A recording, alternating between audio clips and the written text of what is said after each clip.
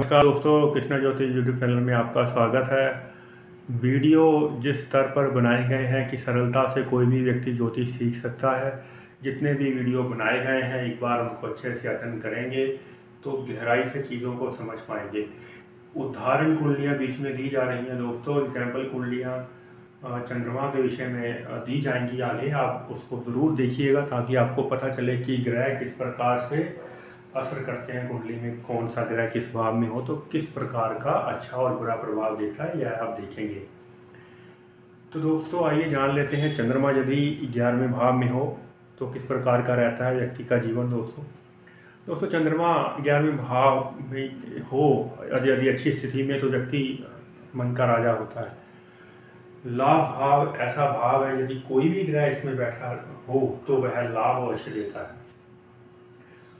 विशेषकर उन ग्रहों से जुड़ा हुआ लाभ व्यक्ति को होना निश्चित ही है।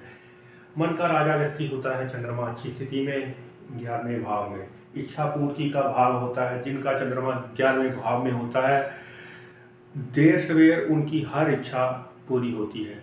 लगन को देख लेना सर्वप्रथम यह बेहद आवश्यक है, अन्यथा चंद्रमा यदि 11वें भाव में हो तो हर इच्छा व्यक्ति की पूरी होती है, चाहे वह भूल गया हो कि उन्होंने पहले क्या सोच रखा था और बाद में उनको याद आता है कि जैसा जैसा उन्होंने सोचा था जीवन में आगे बढ़ेंगे, बिल्कुल ठीक वैसे ही वो आगे बढ़ते चलेंगे। या जो चीज़ उसने सोची थी कि ये वाला समय में ये वाली वो चीज़ करना चाहते हैं और वो कर पाएंगे।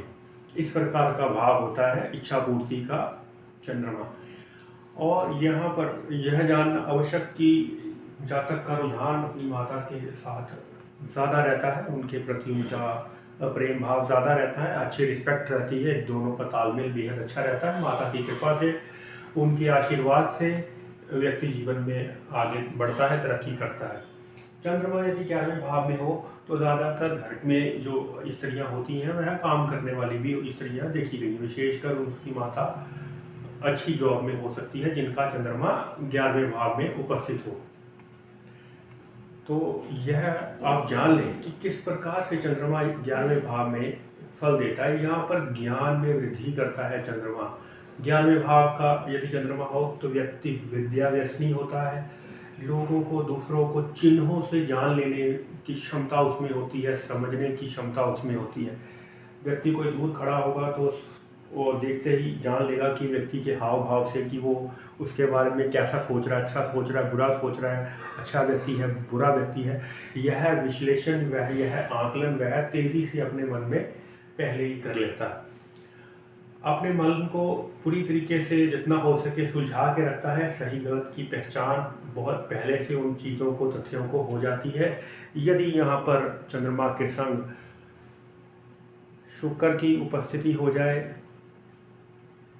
और शनि की दृष्टि हो जाए तो बाल की खाल निकालने में माहिर, अपने विषय का गहराइयों से जानकारी रखने वाला व्यक्ति यहाँ होता है। एक प्रकार से आप कह सकते हैं कि मनोवैज्ञानिक की दशा होती है व्यक्ति की, जो ये साइकेट्रिक होते हैं उस जैसा व्यक्ति यह होता है। दूसरों को समस्याओं से उभारने की क्षमता रखता है। चंद्रमा शुक्र की जो स्थिति है वो 11वें भाव में और 5वें भाव में यदि साथ में शनि की दृष्टि ऊपर हो जाए, अपनी चीज़ों को इतनी गहराई से समझता है कि सभी लोग उनसे सलाह मशवरा, उसके जो भी फ्रेंड सर्कल के लोग होंगे उनसे करना चाहते हैं। तो यह राजयोग की उत्पत्ति भी देता है। चंद्रमा शुक्र की स्थिति यहाँ यदि 11वें भाव में हो तो मध्यम आयु के बाद व्यक्ति बेहद तरक्की करता है। विशेषकर आफ्टर मैरिज यानी विवाह के पश्चात व्यक्ति विशेष रूप से तरक्की करता है और राजयोग को प्राप्त करता है। सरकारी अधिकारी हो, नेता हो, राजनेता हो, ऐसे लोगों के टच में जो है वह बने रहते हैं जब वह मध्यम आयु के पास पहुंचता है। तो यह होती है चंद्रमा शुक्र की स्थिति, जो कि बेहद विचित्र है 11वें भाव में। और यदि चंद्रमा अकेला भी वहाँ पर उपस्थित हो तो इच्छाओं को पूर्ति करने वाला देखा गया है। यदि यहाँ पर चंद्रमा के संग राहु की उपस्थिति भी हो जाए तो भी चंद्रमा लाभ देता है, लेकिन मन को कभी न कभी कहीं ना कहीं कष्ट अवश्य राहु के कारण हो जाता है। यदि केतु की उपस्थिति हो तो भी कुछ कमियां, कोई निरुत्साही जीवन, थोड़ा सा व्यक्ति निरुत्साही रहता है यदि केतु की उपस्थिति चंद्रमा के संग लाभ भाव में हो जाए। उसकी एक वजह ये भी है कि पंचम भाव में राहु की अगर स्थिति हो जाएगी तो व्यक्ति थोड़ा सा परेशान रहेगा। मानसिक रूप से सुदृढ़ अवस्था चंद्रमा 11वें भाव में अच्छे ग्रहों के संग यदि हो जाए, और यह देख लेना बेहद आवश्यक है कि चंद्रमा के अगल बगल में कौन से ग्रह हैं।